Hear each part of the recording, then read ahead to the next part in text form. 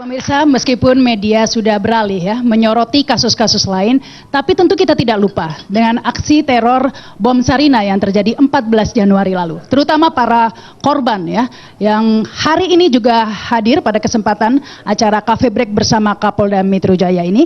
Kita kembali menyoroti ancaman teror, terutama ini terkait dengan bom Sarinah atau bom Tamrin mungkin ya. Dan kita akan membahasnya pemirsa karena meskipun bom atau aksi teror bom Tamrin ini sudah berlalu, tapi ancaman teror tentunya belum berlalu. Baik, langsung saja kesempatan pertama kami berikan kepada Pak Kapolda. Terima kasih Mbak Karna. Assalamualaikum warahmatullahi wabarakatuh. Ya, pertama-tama terima kasih atas kehadiran Bapak-Bapak Ibu sekalian di sini. Kemudian pagi ini sengaja kita angkat topik mengenai masalah terorisme. Ini terutama di-trigger ada peristiwa 14 Januari yang lalu, yaitu peristiwa yang cukup mengagetkan bangsa Indonesia dan juga mungkin dunia, yaitu serangan teror di Jalan Tamrin yang mengakibatkan ada 4 orang tersangka meninggal dunia, 4 orang warga meninggal dunia juga, termasuk kemudian ada lebih kurang 31 total semua yang menjadi korban di luar termasuk yang meninggal tadi. Jadi lebih kurang ada 23 yang terluka, diantaranya 5 anggota polisi menyerang Starbucks dengan bom bunuh diri dan kemudian pos polisi lalu lintas. Dan kita lihat bahwa dari peristiwa itu memang berlangsungnya segmennya cuma 22 menit. 12 menit 10.39 sampai dengan 10.51 adalah serangan teror. Kemudian dari 10.51 ketika penembak itu diketahui bahwa terorisnya masih ada di sana, kemudian kita melakukan memukul balik, istilahnya we fight back, memukul balik dan menyelesaikannya dalam waktu 10 menit. Nah ini peristiwa 22 menit, tapi sebetulnya adalah the tip of the iceberg, jadi puncak daripada gunung es permasalahan terorisme yang ada bukan hanya di Indonesia, tapi juga di luar negeri. Tapi sebelumnya Pak mungkin bisa diupdate dulu nih Pak, follow up kasus bom Tamrin ini seperti apa saat ini? Kita langsung melakukan operasi, kita melakukan evaluasi dulu. Evaluasi kita ada 2. Yang pertama adalah kenapa itu terjadi, dan kemudian bagaimana kita untuk mengatasinya dengan cepat. Kita melihat bahwa peristiwa ini terjadi, tentunya kami mengevaluasi internal, ada sistem-sistem pengamanan internal, sistem deteksi yang mungkin belum optimal. Meskipun sebelumnya kita sudah mengetahui ada rencana serangan dan berhasil kita menggagalkan rencana di bulan Desember, yaitu ditangkapnya sejumlah orang termasuk warga negara Tiongkok dari suku Uighur yang ada di Bekasi. Total semua kalau tidak salah 25 orang yang ditangkap oleh Densus 88 bergabung dengan Polda-Polda. Desember sudah, tapi kemudian terjadi peristiwa yang lain lagi. ANEF kita pertama, dari hasil penyidikan awal, ternyata pelaku-pelaku ini ada yang tinggal di Bekasi, seperti dalam kasus Desember, itu yang melibatkan Arif Hidayatullah dan orang Uighur itu mereka tinggal di Bekasi. Kemudian yang dalam kasus bom serangan di Jalan Tamrin itu 4 orang, yaitu Sunakim alias Afif, kemudian yang kedua adalah Muhammad Ali, yang ketiga namanya Ahmad, kemudian yang keempat namanya Andin ya. Ya, ini dari 4 orang ini ternyata mereka menginapnya di Meruya, gitu. Kontrak di sana, kos di sana. Oleh karena itu, pertanyaannya, jadi satu tuh Pak semuanya, satu iya, kontrakan. mereka berempat. Berarti sistem deteksi di tempat itu kurang tepat, kurang bagus, sehingga tidak mengetahui ada pendatang asing yang teroris masuk ke sana. Kemudian follow up dari itu, kita melakukan penangkapan bersama dengan Densus di Bekasi. Itu ada rencana serangan baru dari kelompok yang lain, kita gagalkan, dan ada 9 senjata api yang sudah kita sita oleh kepolisian. Itu diikuti dengan kegiatan operasi yang lainnya total semuanya kemarin di Lampung. Itu berlanjut dari operasi ini, itu lebih kurang ada 20-an orang yang ditangkap. Yang terbagi dalam 3 kelompok. Kelompok pertama adalah 6 orang yang terlibat dalam kasus Jalan Tamrin. Termasuk menyiapkan casing LPG untuk bom di pos lalu lintas, yang mengetahui perencanaan dan lain-lain. Kemudian sebagian lagi ada yang sel sendiri, tapi berhubungan dengan sel yang ada di Jalan Tamrin, yaitu yang dipimpin oleh Hendro yang di Bekasi. Itu juga sama, kos juga di sana, kontrak juga di situ. Nah, kemudian yang kelompok yang ketiga adalah kelompok yang lain, yang mereka juga memiliki jaringan tersendiri. Ini. Nah, tapi kita anggap potensial melakukan serangan. Artinya kita sudah melakukan penangkapan lebih dari 20 orang pasca operasi ini. Dan kemudian kita melakukan ANEF. Kelemahan kita untuk sistem deteksi dini ini kita tingkatkan dengan memperkuat komunitas intelijen. Kemudian saya sudah merintahkan seluruh Kapolres untuk bekerja sama dengan Pemda dan jajaran Kodam TNI untuk mengaktifkan 3 pilar, yaitu Babin Kamtipmas, Babinsa TNI AD, dan kemudian Lurah. Ini stempel di mana-mana kita pasang ini. Jadi kalau ada apa-apa informasi, setelah itu kita meminta untuk diaktifkan kembali sistem wajib lapor. Gitu. Setelah berhasil dilumpuhkan kemarin ya, ini potensi kedepannya seperti apa Pak? Kekuatan mereka sebenarnya petanya? Ya, ini mungkin di media atau di ruang publik terjadi debatable. Saya pernah menyampaikan dalam pernyataan saya di istana saat itu bahwa ini terkait dengan kelompok Bahrum Naim. Saya berani mengatakan itu. Kenapa? Karena sebelumnya itu sudah kita tangkap 2 orang, 3 orang berlanjut terus. 2 diantaranya itu menyebut. Sebelumnya kita sudah dapat informasi bahwa Bahrum Naim ingin ini memprovokasi jaringan, dia adalah ISIS yang sekarang ada dulu kita nangkap juga 2010, bebas dalam kasus lepas setelah keluar dari hukuman 2,5 tahun. Dia kemudian 2015 ke Syria, masuk dalam kelompok ISIS yang ada di Syria, bersama dengan 2 individu lainnya, yaitu Bahrum Syah dan Salman Al-Farisi alias Abu Jandal. Mereka bertiga pendukung ISIS.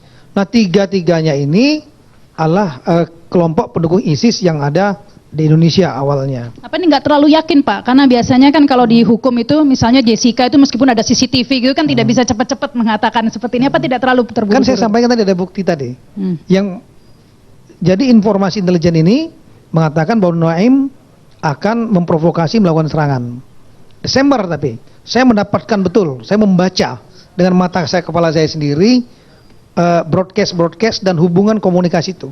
Tapi saya nggak bisa sampaikan ke publik karena inilah intelijen. Ya, kedua, itu akan kita buka di persidangan. Nah, kemudian dia berhubungan langsung dengan Abu Musab alias Arif Hidayatullah, dan itu dibenarkan dalam BAP. Sudah ada BAP-nya nih, alat bukti sudah ada. BAP-nya Arif Hidayatullah, BAP-nya Andika mengatakan perintah Bahrum Naim agar lakukan serangan. Kemudian di Indonesia, saat itu di akhir tahun, dan kata-katanya Indonesia harus naik ke news, ke berita.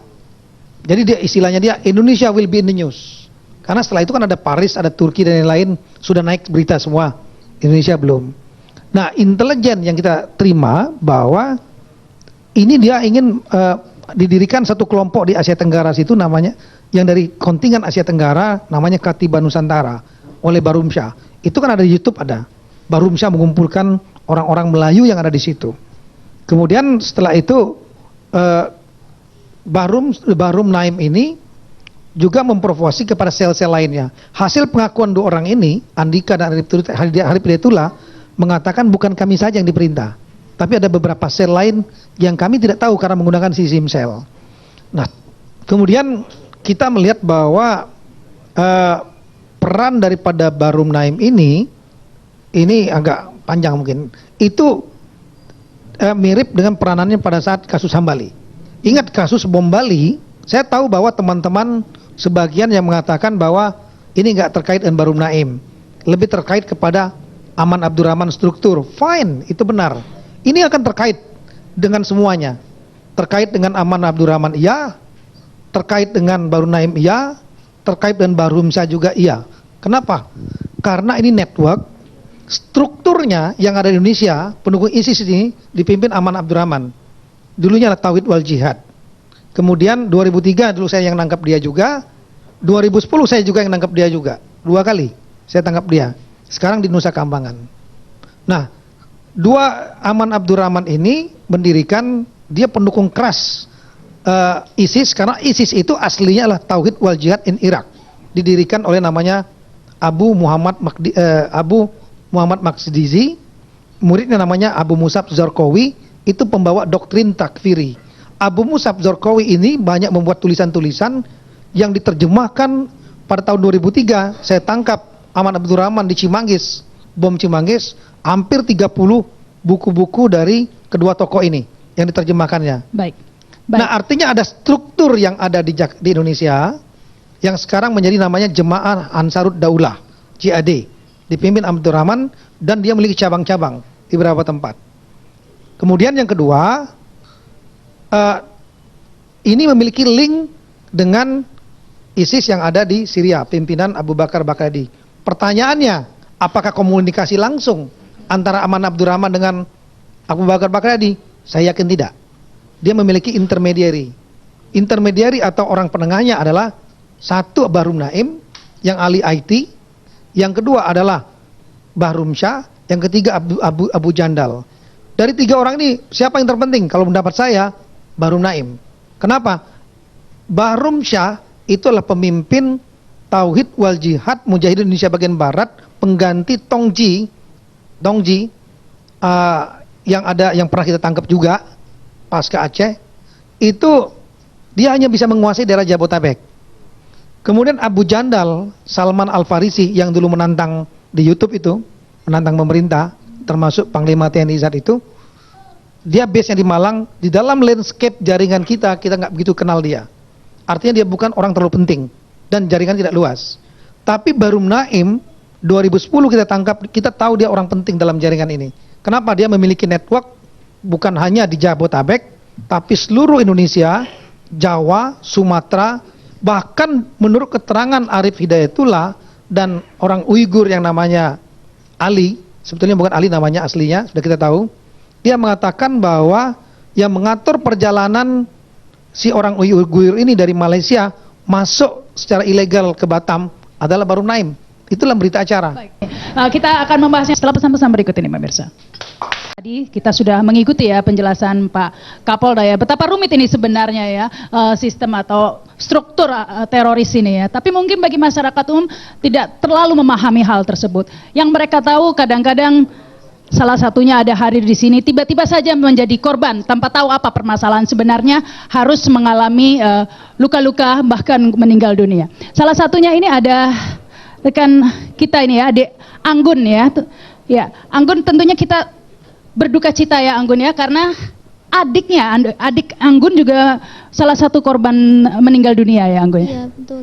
Iya, tentunya tidak mudah bagi Anggun. Kami mengapresiasi Anggun bersedia hadir di sini meskipun mungkin masih trauma tentunya. Kalau boleh tahu kondisi Anggun saat ini seperti apa sudah? Sekarang tulang di kaki kanan saya retak, jadinya di gips. Terus luka-luka bekas jahitan yang ada di betis bawah kaki kanan saya, pantat dan juga pinggang sudah mulai membaik. Iya. Tapi sampai saat ini masih kesulitan untuk berjalan ya, Anggun, karena tadi saya lihat. Iya, dan juga kalau duduk belum kuat kalau terlalu lama. Ya, kami menghargai ini usaha Anggun di sini untuk berbagi cerita, karena untuk membagi kepada masyarakat ya Anggun ya, agar waspada begitu ya dengan ancaman teror seperti ini. Tetapi Anggun bisa cerita ya, saat itu kejadian Anggun bersama adik ya, naik sepeda motor di pos polisi ya, itu mungkin bisa diceritakan Anggun.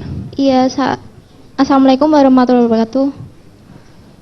Pada saat itu setelah pulang dari melamar pekerjaan, saya yang diboncengin sama adik sepupu saya salah jalan ke Jalan Tamrin, terus digiring sama Pak Polisi ke pos.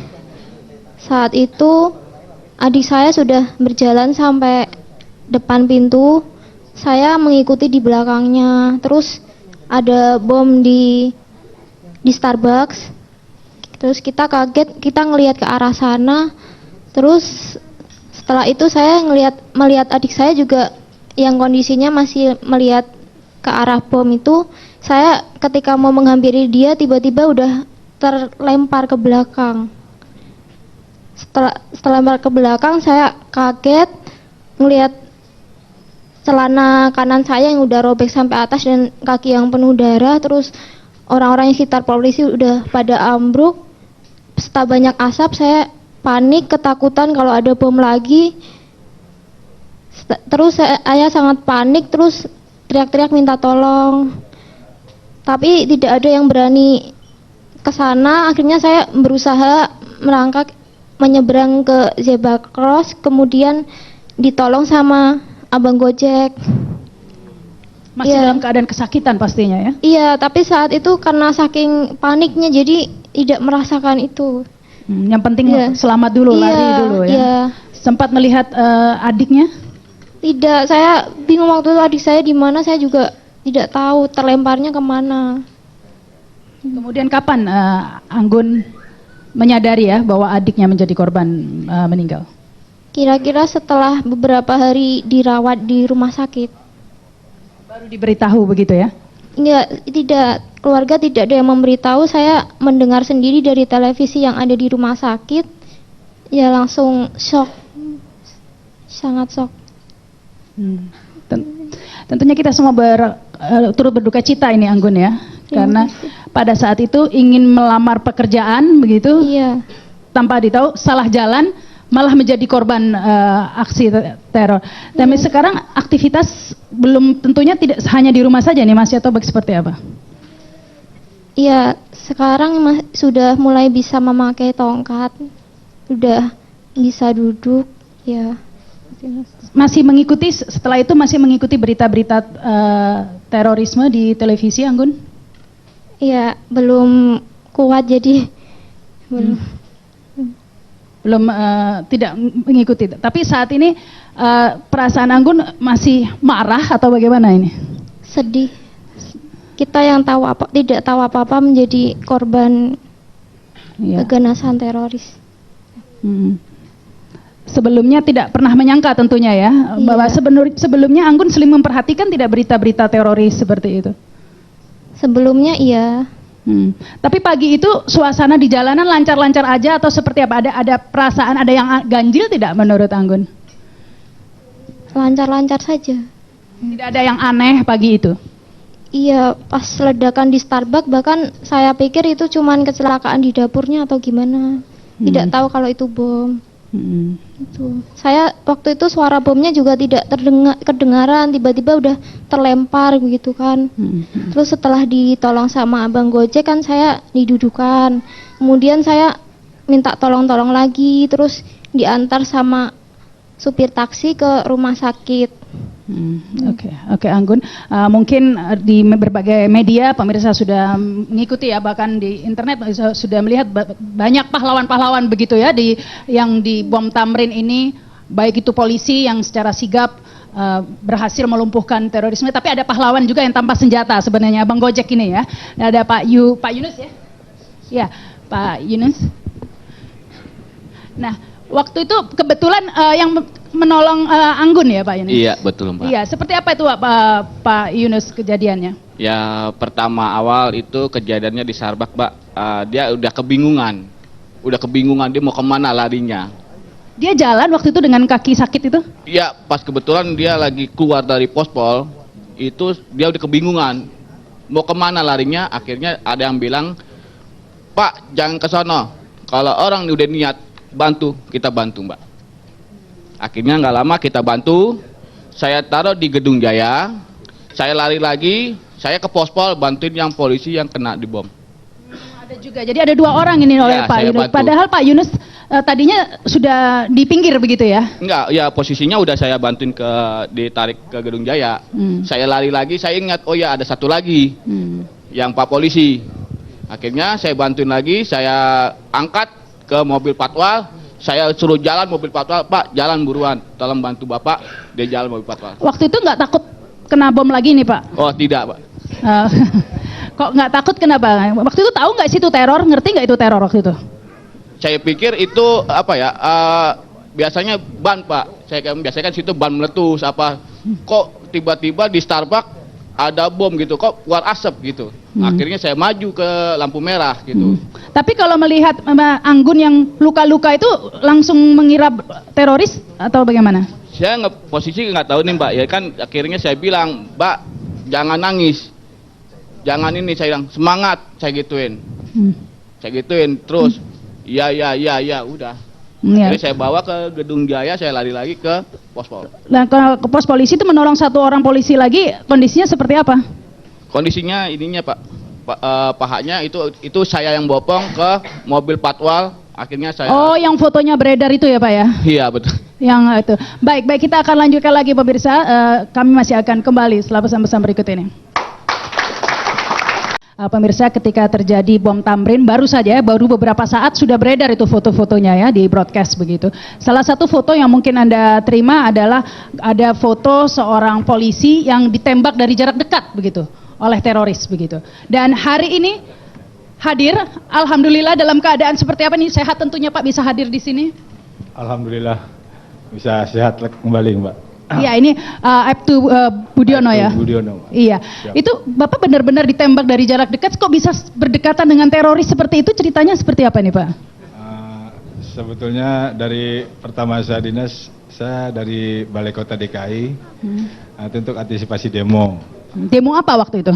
Ya demo yang ada mau mengarah ke Balai Kota. Oh, memang sudah dijadwalkan ada demo? Iya kan? ada demo. Jadi kebetulan ada di situ ya Pak ya? Awalnya. Oh, ya. Terus saya mendengar dari HT, dari radio ada peledakan pos lantas di Sarinah. Naluri saya sebagai propos langsung saya mau ngecek TKP. Itu karena sudah ada ledakan. Saya pikir sudah steril areal tengah. Saya sampai di TKP, saya baru standar motor. Nah pelaku itu memutar dari mobil Karaop itu dari belakang. Langsung berhadapan dengan saya tak. Oh di mobil hitam Iya. itu yang ada langsung mendekati mobil Iya, pejabat saya itu? baru standar motor, belum ada siapa apa-apa.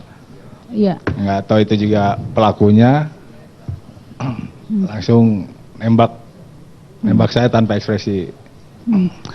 Waktu itu yang bagian mana yang terkena itu Pak? Perut saya. Mungkin bisa berdiri Pak? Siap. Jarak dekat kurang dari 1 meter. Dan itu tembus Tembus ke belakang. ke belakang. Siap. Dan sekarang seperti apa Pak kondisinya? Alhamdulillah sudah mulai membaik, Mbak. Sempat koma begitu ya Pak ya? Iya waktu di rumah sakit. Tapi saya sadar sampai rumah sakit Gatot pun saya sadar masih Oh sadar. masih sadar ya? Masih kurang operasi saya udah nggak sadar. Tentunya ini keajaiban bisa selamat ya Pak ya? Amin, Tentu insya bersyukur Allah. ya? Alhamdulillah. Karena mungkin masih melindungi. sebenarnya di daerah-daerah yang rawan itu ya Pak ya? Siap. Di Jadi dekat keserempetnya usus saja. Oh keserempetnya usus yang Usus, terkena. Iya. Dan Usus, keserempet sama paru sedikit. oh ada lagi di atas ya? Ada ya. Itu keserempet Pak. Iya, paru. Karena dari tembakan 2 kali tembakan itu ke paru begitu. Ya kata dokter bedah yang di rumah sakit kata ada 3 tembakan ya 3 lubang di belakang. Oh 3 tembakan. Tapi Anda ngerasa saya dua? merasa 2 kali ditembak. Gitu. Ini ada satunya tembakan di atas. Tapi Anda sekarang udah merasa sehat begitu ya Pak ya? Alhamdulillah, insya Allah sehat. Tentunya sudah, tapi tentu belum beraktivitas normal Siap. kembali, sudah belum ya masih. Karena istirahat. masih harus kontrol terus ke rumah sakit. Iya. Siap. Baik, mungkin bisa duduk lagi Pak Budiono. Tetapi waktu itu Anda sadar tidak tiba-tiba berhadapan bahwa yang Anda hadapi itu teroris? Anda tahu tidak? Belum tahu sama sekali, belum tahu. Saya pikir anggota juga, tahu-tahu langsung dekat dengan saya langsung nembak. Dia memang udah posisi nenteng senjata. Oh. Dia waktu itu Pak Budiono maksudnya mau mengecek situasi. Iya, mengecek situasi pos yang baru meledak itu, pos lantas itu. Nah itu Pak Budiono langsung tumbang, masih sadar atau bagaimana Pak? Sadar. Sadar. Saya cuman astagfirullahaladzim, saya kena tembak. Langsung saya minggir, pelakunya pun juga langsung berlalu. Dia ke perapatan lagi, perapatan Sarinah lagi. Di sekitar itu ada yang lainnya nggak, anggota yang lainnya nggak Pak kejadian itu? Saya nggak tahu itu Mbak, yang anggota, Oh, Bapak mungkin sendiri. banyak yang preman bagaimana, karena saya kan pakaian dinas. Pakai sendiri. Iya. Nah kebetulan ada polisi yang pakai baju preman ya, Pak Untung ini di Siap. sebelah waktu kejadian. Mungkin Pak Untung kalau dilihat dari foto ya Pak Untung ada di lokasi waktu Pak Budiono ditembak, karena kan Pak Budiono ditembak di dekat mobil. Pak Untung ada di depannya kalau tidak salah ya Pak ya. Saya mengangkat korban yang ada di pos polisi bersama Gojek itu, Karo-op juga. Kemudian saya bilang awas, di situ ada tas dan kabel, tidak tahu kabel apa, kita ambil alur yang baik. Terus saya teriak ambulans, tapi yang datang mobil patroli sedan. Kemudian tidak lama berselang beberapa detik, ada bunyi tembakan 3. Saya lihat dari arah sana, sebelum korban ini betul-betul kita masukkan ke mobil. Nah, begitu kita masukkan ke mobil, Karo-op, saya bilang, Karo-op, Bang, ambil body vest. Nah, karena pakai pakaian dinas orangnya tinggi, lebih tinggi dari saya. Abang pakai body vest Bang. Gitu. Terus saya lihat nggak lama kerumunan di depan saya itu, kira-kira 3 meter, ada yang terjerembab ke bawah. Sudah darahnya mulai keluar. Saya mulai memegang senjata saya kongkang dan saya ready, stok di sini. Ambil saya teriakin teman saya yang satu yang kebetulan lagi berdinas di situ, tidak jauh dari situ di Kopi. Terus kemudian tamat datang perlahan mendekati saya. Kemudian kami bagi formasi, ada Kapolsek Menteng di sebelah kanan saya muncul. Terus saya bilang, Dinda, mana body vest? Cari lagi. Pistolnya nggak ada ini. Mau nembak pakai apa di belakang? Akhirnya dia ikut kita di belakang karena nggak bawa senjata. Nah setelah itu Kalau Pak Untung bawa senjata Saya bawa. kebetulan atau kan kayaknya nggak pakai baju dinas itu Pak Untung kan saya sudah lagi lengkap bawa senjata. tugas di situ, kita di Satgas Bom bertugas di sepanjang ring luar istana sampai ke HI. Saya dapat tugas di situ. Emang bertugas berjaga-jaga karena memang ada yang mencurigakan saat itu atau kebetulan saja? Ada nomor yang kita curigai cuning di situ dan kita ready. Nomor pagi. HP begitu ya? Ya. Hmm. Kemudian hanya ketika ngopi terdengar bunyi, saya pikir ban mobil karena kita dalam ruangan. Begitu kita keluar dari situ, orang sudah lari semburat keluar, berlarian orang-orang karena saya lihat ada yang berlarian sambil teriak-teriak, saya malah mendekat. Memang kita di Satgas diperintahkan kalau ada apa-apa merapat ke TKP, bukan berlari jauh dari TKP. Nah, kemudian adik saya yang kebetulan bupati ada di situ, diamankan sama anggota saya tamat. Saya mendekati pos polisi, saya belum melihat Starbucks, saya belum. Saya masih melihat ada 3 orang jatuh di situ. Kemudian SOP saya teriak ambulans Pertama kali saya teriak ambulans. Kemudian ada yang mau membantu saya, terus saya lihat lagi di sekeliling sudah safety, tidak ada bom lagi. Terus saya di pos ada yang teriak, tolong, tolong. Saya tarik pintu, saya buka. Kemudian gak lama saya lihat tukang ojek datang, Karo-op bantu saya juga. Karo-op bantu saya, kita teriak ambulans. Kalau Pak Budiono melihat tidak kejadiannya? Posisi Pak Budiono mungkin agak berbeda dengan saya, agak ke tengah sana, agak ke tengah posisinya. Saya di pos polisi persis, nah, beliaunya ini dekat mobilnya Karo-op ya. Jadi Anda tidak melihat ya Saya kejadiannya? tidak lihat. Apa? Kita fokus ke nolong korban, karena ada yang berteriak minta tolong. Dan kemudian akhirnya Anda sampai bisa melumpuhkan ya, menembak teroris seperti Karena apa? ada bunyi tembakan itu dari arah mana, disitulah kita kejar. Begitu dia mencoba berjalan, bukan berlari. Karena saya lihat ada muatan di belakang punggungnya ini berat. Mau saya hantam di situ, itu area terbuka. Orang-orang bisa kena ledakan banyak sekali. Saya cari posisi yang aman dengan Adinda ini sama Kapolsek. Kita bergeser kanan, bagi formasi untuk nembakin dia dari posisi kanan.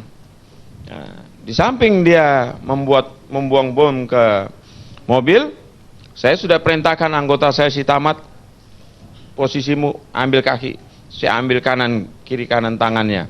Karena ada yang pegang bom, ada yang juga pegang senjata. Kemudian kita membagi informasi itu sudah bagus, kita lakukan tindakan di situ. Akhirnya dilumpuhkan melalui kaki dulu begitu Pak? Kaki dulu, begitu jatuh terus bom yang dia mungkin sudah bakar itu kan sumbu cepat saya lihat. Jatuh bom meledak di situ. Begitu jatuh di situ meledak, ada satu bom lagi. Saya tembakin itu bomnya, bam.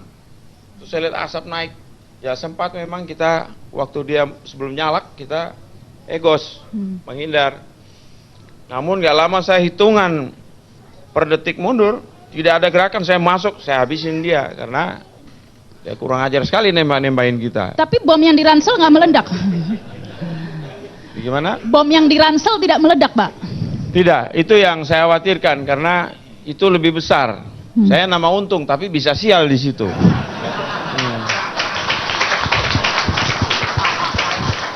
Tapi Pak Untung banyak yang mengapresiasi ya Pak ya Untung atas upaya Pak Untung dan Pak Dedi dan rekan-rekan lain dalam kasus bom Tamrin kemarin ya. Bahkan bisa dikatakan salah satu polisi yang ngehit ini Pak Untung ya di media sosial. Ya, saya dengan Pak Tito sudah lama, walaupun mungkin Pak Tito lupa melihat wajah saya. Saya daripada dimaki beliau tidak bisa menuntaskan itu, saya lakukan dengan formasi sistem yang taktikal. Dan ada yang tiarap, ada yang berdiri, kita membagi formasi sampai betul-betul saya ke depan. Karena ada beberapa yang memegang body vest, sebetulnya yang jaga objek vital. Saya minta dia nggak ngasih. Maksudnya saya untuk lindungi yang tiarap itu. Dia bilang, enggak Dan, ya dia juga butuh keselamatan. Tapi Anda sendiri tidak pakai, kenapa? Waktu berjalan, Bu. Waktu berjalan. Apakah saya harus ngurus saya punya body vest daripada masyarakat banyak?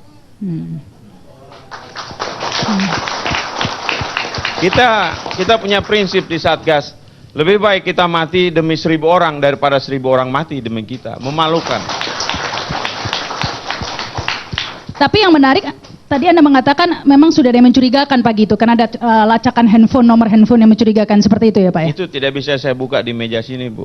Oh, tetapi yang menarik Pak, kita lihat itu kan terorisnya telepon-teleponan gitu kan Pak? Di foto-foto di media sosial, itu kan bisa dilacak sebenarnya ya? Iya. Telepon siapa gitu ya? Itu bidang lain, saya bagian Oke, nanti mungkin penindakan. tanya ke... Siap. Kita akan membahasnya, tapi memang baik, kita akan lanjutkan lagi ya pemirsa tentunya setelah pesan-pesan berikut ini. Masih menyoroti kasus bom Tamrin, tadi kita sudah berbincang tentang pahlawan bom Tamrin ya. Kita sudah berbincang tadi dengan polisi-polisi yang dengan berani tanpa vest menghadapi teroris. Ada polisi yang lengkap dengan senjata lengkap, bahkan ada polisi ganteng juga dengan sepatu Gucci ya, ada beda-beda. Tetapi semuanya pahlawan, tapi ada juga masyarakat biasa yang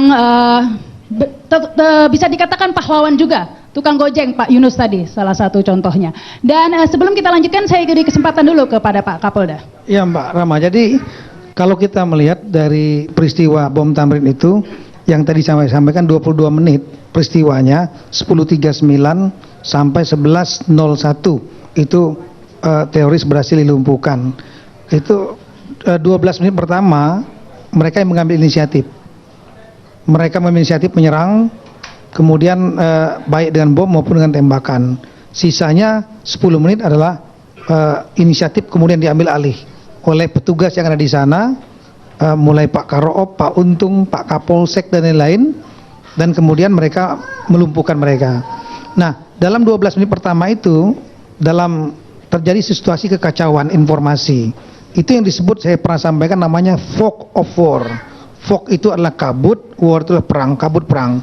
Itu sebenarnya adalah istilah, ya, istilah terminologi untuk menjelaskan fenomena ketika terjadi sesuatu kekacauan, disorientasi informasi. Jadi uncertainty in situational awareness experienced by participants in military operations. Jadi suatu ketidakpastian tentang bagaimana sih keadaan situasi sebetulnya itu yang dialami oleh orang-orang yang terlibat dalam insiden itu. Polisi saat itu, Pak Untung, Pak Kapolsek, Kabak Op, Karoop, itu nggak ngerti ini bom ini apa. Apakah itu saat itu tidak tahu kalau yang di bom pertama sebetulnya adalah Starbucks Cafe. Tahunya tadi adalah pos polisi karena ada korban 3 orang di situ. Kemudian saat itu tidak tahu Kapolres, Pak Kabak Ops, Karo Ops, Pak Untung apa terorisnya masih ada, kemudian berapa orang mereka, nggak ada ngerti. Sebaliknya dan juga tidak tahu polisi yang jumlahnya yang ada sekarang berapa yang dibawa kendali saya, bagaimana mengendalikan mereka.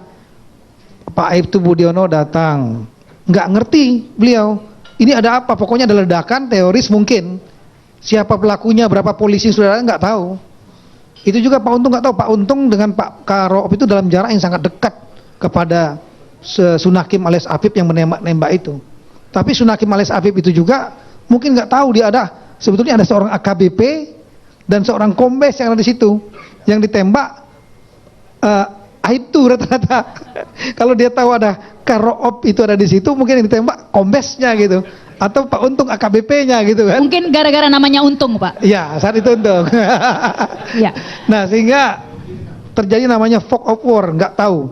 Mereka juga nggak tahu berapa polisi yang ada di situ, kita juga nggak tahu. Tapi titik balik terjadi ketika mereka mulai nembak pertama, deng-deng. Polisi 2 jatuh, kemudian Pak Aibtu Budiono ditembak oleh Ali di balik mobil jarak 30 cm. Kemudian terjadi massa mulai minggir semua. Nah, itu tadi saya pernah mimbau, tolonglah kalau ada kejadian-kejadian peristiwa seperti ini, masyarakat jangan ujuk-ujuk nonton, apalagi selfie-selfie gitu. Tapi mungkin karena menarik, Pak, ya, karena banyak juga pertanyaan-pertanyaan begitu ya. Teroris itu kok sepertinya ada yang menyuruh gitu, Pak, ya, telepon-telepon begitu ya, seperti ada yang menginstruksi. Ini Enggak. dilacak ya, Pak? Mereka kalau sudah melakukan operasi seperti ini nanti tanya Pak Nasir Abbas atau Pak Ali Imron, paham betul beliau-beliau ini. Pak, ini harusnya yang jawab beliau berdua nih. Kalau sudah namanya operasi, ini kan bagi mereka adalah operasi amalia. Kalau bahasa kita terorisme, kekerasan, kejahatan terhadap kemanusiaan.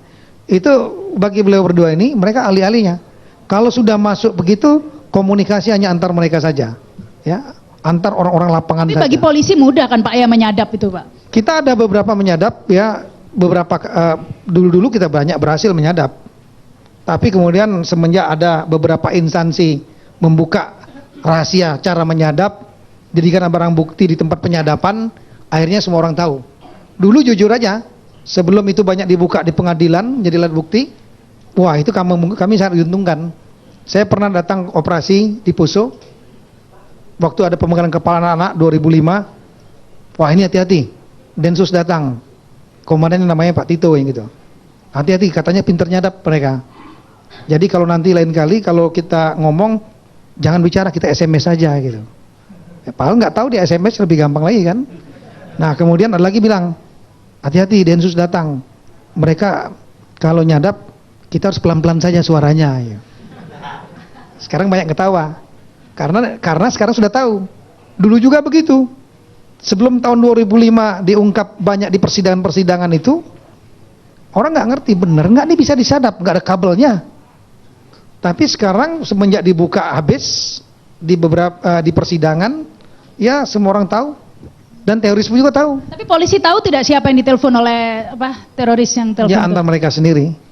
Antar mereka sendiri. Kita udah tahu. Kita buka karena ada handphonenya kan yang disita dari Sunakim dan Ali. Dan itu kita punya teknologi untuk membukanya. Intinya dia mengatakan 10.39 kejadian. Saya tidak salah 10.24 Sunakim menyampaikan kepada yang lain mulai. Gitu. Begitu. Oh jadi bukan Ya. ada yang mengatur dari jauh? Enggak, dia gitu ya? memberi kode karena ini kan kita lihat serangan ini 2 simultan. Satu serang pertama di Starbucks Cafe, itu Ahmad yang masuk bom bunuh diri. Kemudian 20 detik kemudian serangan di pos polisi, pelakunya adalah siapa? Dian ya. Dian ini. Jadi di situ kita lihat bahwa serangan ini sebenarnya dilakukan serempak, dua orang yang berbeda. Satu menyerang ke dalam Starbucks Cafe, kemudian serangan kedua adalah kepada pos polisi. Jadi koordinasi itu ya? Target berarti memang sudah direncanakan 2. Sementara yang 2 adalah melakukan operasi penembakan. Saya kira gitu. Baik Pak Tito. Ini Saya ada Pak lanjutkan ke Kapolsek. Pak Dedi nih ya, Kapolsek Menteng begitu. Tadi sempat diceritakan oleh Pak Untung, Anda tidak bawa senjata begitu. Tapi bagaimana akhirnya Anda bisa melumpuhkan teroris? Ya pada waktu kejadian saya di kantor, sedang di kantor. Saya tahunya dari HT ada ledakan, kemudian ada korban. Setelah itu langsung saya telepon Kapolres. Izin kemudian ada ledakan di Sarinah.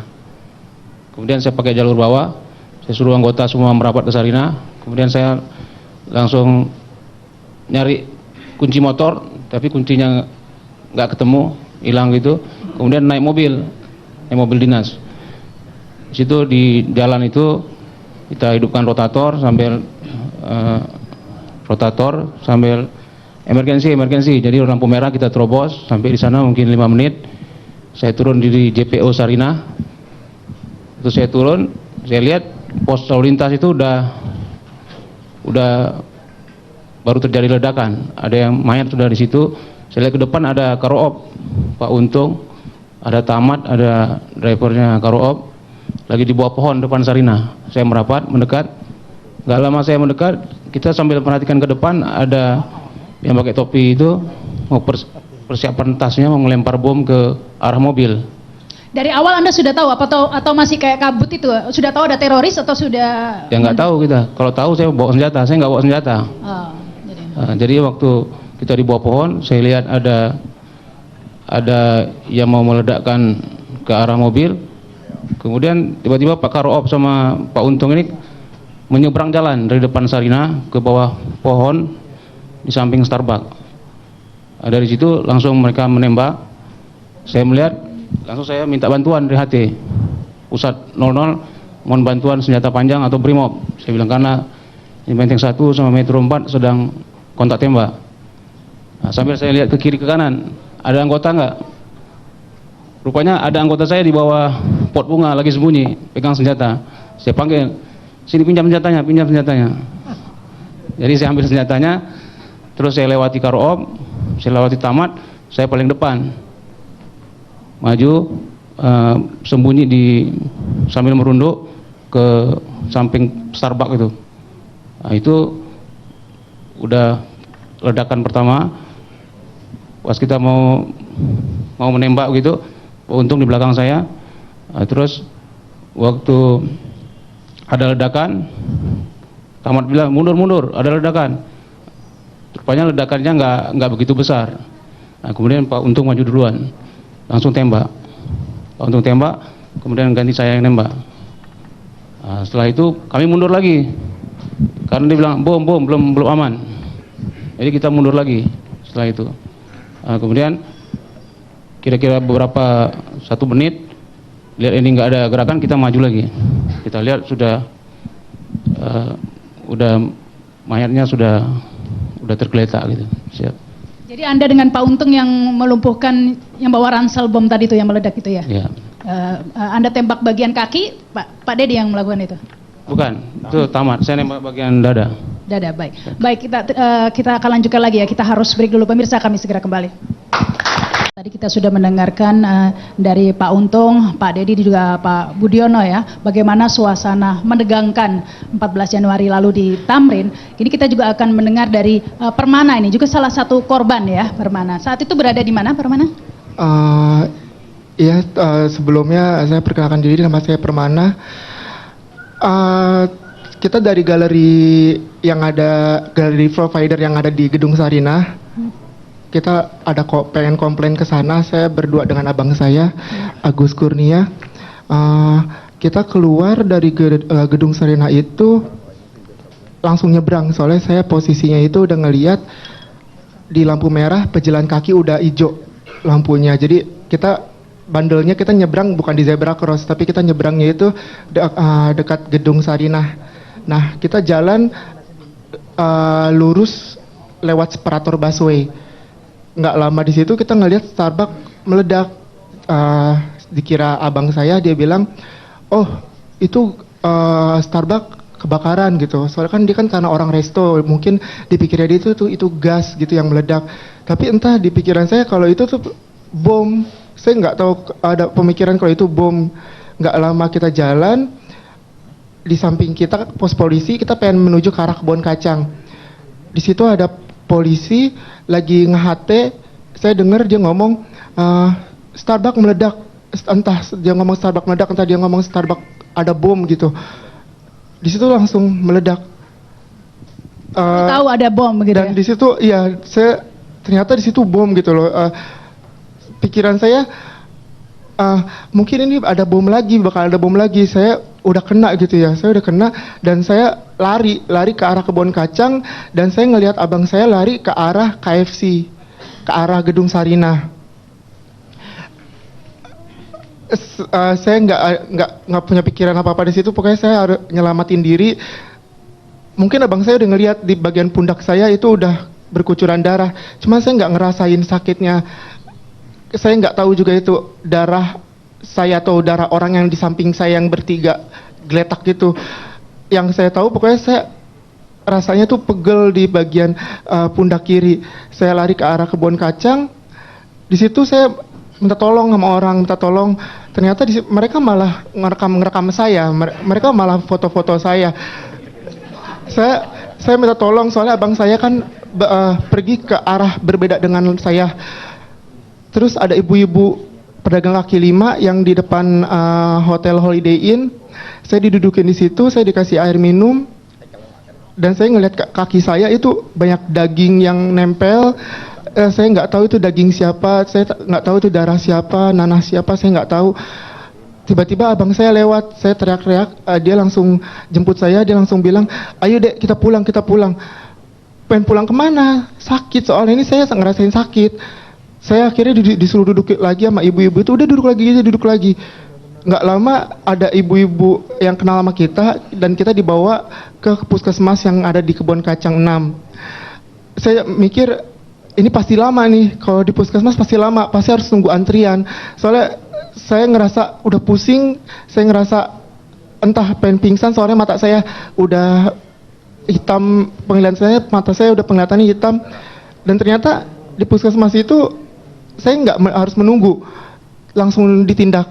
Dan menurut saya itu puskesmas yang paling bagus, yang langsung menangani saya tanpa harus menunggu, oh pasien ini dulu, pasien ini dulu. Oh, ini abangnya ya, mungkin bisa bicara juga ya. Ini bagaimana sempat terpisah dengan adiknya ya? Pertama mungkin kita shock ya. Kita shock, tidak ada pikiran apa-apa selain menyelamatkan diri. Cuman begitu saya berpikir, karena mungkin saya udah punya antisipasi. Karena daerah itu memang udah daerah tempat saya bekerja, tempat saya bergelut tiap hari. Jadi saya menyelamatkan diri kemana saya tahu. Cuman yang saya sesali, saya tidak dapat berkomunikasi kontak langsung dengan adik saya gitu. Saya langsung cari bunker, cari yang dekat-dekat Sarinah. Saya sudah menyelamatkan diri. Di situ saya sudah aman. Tapi saya sempat pingsan sebentar karena kepala saya sudah sakit banget sampai kena kepala gitu. Ketika saya pingsan, saya sadar tidak ada yang menolong. Ternyata dari dalam mall Sarinah turun tuh banyak orang, pada keluar semua. Saya panik juga kan, takutnya ada bom lagi. Nah saya lari ke Panwaslu Pemilu. Saya minta tolong ke semua orang, tapi malah jepret foto-foto, malah video-video gitu kan. Terus bilang kesana kemari. Tapi semua orang ketakutan. Ternyata ketakutan di kaki saya, karena kan saya pakai celana olahraga 3/4, itu darah-darah yang meninggal semua. Mereka pada ketakutan semua. Akhirnya saya lari-lari sambil cari adik saya, dan saya menenangkan beliau, yuk kita pulang. Padahal dalam hati saya panik, saya punya tanggung jawab karena beliau sudah bercucuran darah. Akhirnya ada ibu yang kebetulan saya kan di jarak 2 km, memang kepada orang tua saya selalu menyapa gitu. Jadi beliau tahu muka saya itu memang orang sini gitu, orang Kebun Kacang. Saya ditolong ke puskesmas, dan saya teriak-teriak di puskesmas itu. Saya bilang, saya minta tolong selamatkan adik saya, ini dia bercucuran darah. Ternyata puskesmas itu, yang pikiran saya itu akan diperibet setengah mati, tapi ternyata semua dokter di situ, semua yang namanya dokter, suster, bagian administrasi, semua berfokus sama adik saya. Langsung ditangani. Betul, ditangani dan luar biasa. Mungkin itu salah satu contoh puskesmas ya, yang nanti untuk kedepannya besar harapan saya sebagai salah satu korban, kalau sampai sempat nanti kejadian seperti itu lagi, tolong puskesmas, rumah sakit, apapun yang menjadi urgent. Kalau urgent, ditolong seperti puskesmas Kecamatan Tanah Abang. Yang saya mungkin saya yang sudah mengalami sama adik saya berterima kasih sekali, utamanya untuk puskesmas Tanah Abang. Lalu dari puskesmas Tanah Abang dia konfirm ke Kapolsek, kalau nggak salah ya, Kapolsek Tanah Abang, sehingga kita ditransfer langsung ke RSPAD. Gitu Oke, ini mungkin Anggun juga belum cerita nih, kalau penanganan di rumah sakit Anggun seperti apa? Iya, jadi sewaktu saya didudukin sama abang Gojek itu saya sempat mencabut paku beton yang menancap di punggung kaki saya sampai daging saya ada yang keluar gitu kan. Terus yang menancap sedikit di lengan saya. Masih ada bekasnya ini ya. Ini ada paku beton yang nempel di sini juga. Iya, tapi cuman menancap sedikit kalau yang ini. Terus setelah dilakukan operasi ditemukan paku-paku beton di kaki kanan saya, kaki kiri saya bagian betis, terus di pantat saya, di dalam pantat saya dan juga di dalam pinggul saya. Ditemukan paku juga begitu? Iya, jadi waktu itu saya pakunya tidak kelihatan dari luar, taunya setelah operasi gitu. Terus juga ada seng berukuran 2 kali 2 cm di dalam paha kanan saya. Oh iya, itu bekasnya mungkin ya, pemirsa tidak bisa melihat langsung, tapi saya bisa melihat masih banyak bekas jahitan itu dikeluarkan ya. Iya, sudah dilepas benda-benda itu. jahitannya. Ya. Saat itu kita sekali lagi mengucapkan turut berduka cita karena Rais almarhum ya Bu ya, termasuk korban yang meninggal dunia. Nah itu kapan Ibu mengetahuinya? Saya mengetahuinya di waktu hari Kamis ya.